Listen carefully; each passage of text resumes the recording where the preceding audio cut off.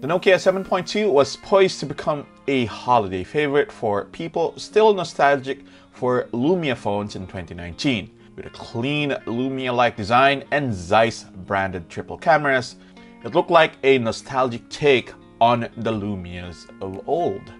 Unfortunately, lackluster low-light performance, dated hardware, and a high price tag make the phone difficult to recommend even to the die-hard Lumia fan. Hi guys, this is John Nieves and welcome back to the channel.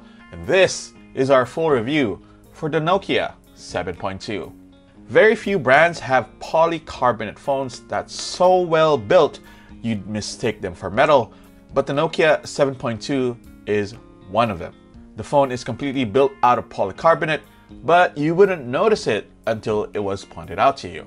The Nokia 7.2's design goes against the established bandwagon of bright, dazzling gradients and instead relies on a simple slab design and a matte finish to catch your eye.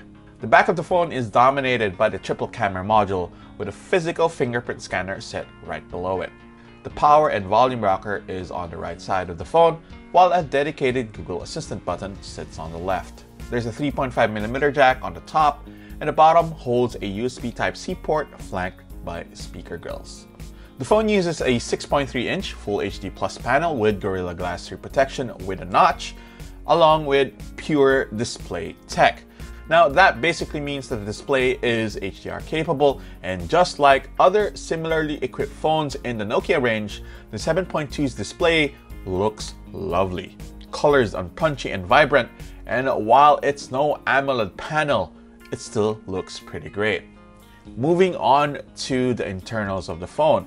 Now, HMD Global chose to go with a dated processor instead of a brand new one for the Nokia 7.2. Specifically, we're talking about Qualcomm's Snapdragon 660 processor that debuted around 2 years ago. Now, the company has optimized the heck out of the SD660 chipset, and while it shows in our benchmarks, graphical fidelity does take a hit in some games. That is understandable because this is a 2-year-old chipset after all. One bright spot here is that navigation through the Nokia 7.2's UI feels fluid thanks to stock Android. Speaking of Android, you're also getting in 2 years worth of Android updates and 3 years of security updates thanks to the phone being part of the Android One program.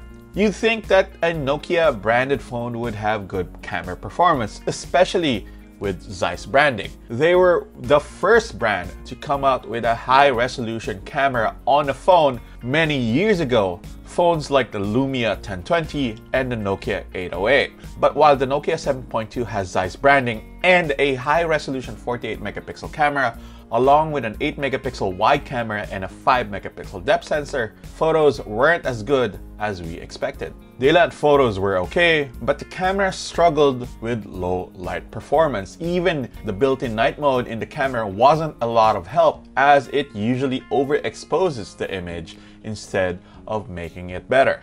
One workaround here is the use of the app Gcam, which improves image quality, though it doesn't work for the wide-angle camera.